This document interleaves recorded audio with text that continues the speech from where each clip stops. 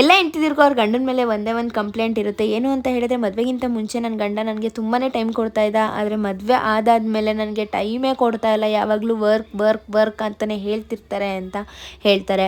But ಆದರೆ ಒಂದೇ ಒಂದು ನಿಮಿಷ ಕುತ್ಕೊಂಡು ಅವ್ರ ಬಗ್ಗೆ ಯೋಚನೆ ಮಾಡಿ. ಮದುವೆಗೂ ಮುಂಚೆ ಅವರು ಸಿಂಗಲ್ ಆಗಿರ್ತಾರೆ. ಯಾವುದೇ ಪ್ರೆಷರ್ ಇರೋದಿಲ್ಲ. ಸೊ ಯಾವುದೇ ಸಂಸಾರದ ಜಂಜಾಟಗಳಿರೋದಿಲ್ಲ. ಮದುವೆ ಆದಾದಮೇಲೆ ಅವರಿಗೊಂದು ಜವಾಬ್ದಾರಿ ಅನ್ನೋದು ಬರುತ್ತೆ. ಹೆಂಡತಿ ಜವಾಬ್ದಾರಿ ಇರುತ್ತೆ, ಮಕ್ಕಳು ಜವಾಬ್ದಾರಿಗಳಿರುತ್ತೆ. ಸೊ ಎಲ್ಲರ ಥರನೂ ನಾನು ನನ್ನ ಹೆಂಡ್ತಿನ ತುಂಬ ಚೆನ್ನಾಗಿ ನೋಡ್ಕೋಬೇಕು ಆ್ಯಂಡ್ ಮಕ್ಕಳಿಗೆ ಒಳ್ಳೆ ಎಜುಕೇಷನ್ನ ಕೊಡಿಸ್ಬೇಕು ಅಂತ ಹೇಳಿ ತುಂಬಾ ಒದ್ದಾಡ್ತಾ ಇರ್ತಾರೆ. ಇದನ್ನೆಲ್ಲ ಹೆಂಡ್ತಿಯಾದವರು ನೀವು ಅರ್ಥ ಮಾಡ್ಕೋಬೇಕು. ಅವರಿಗೆ ಆದಷ್ಟು ಸಪೋರ್ಟ್ ಮಾಡಬೇಕು.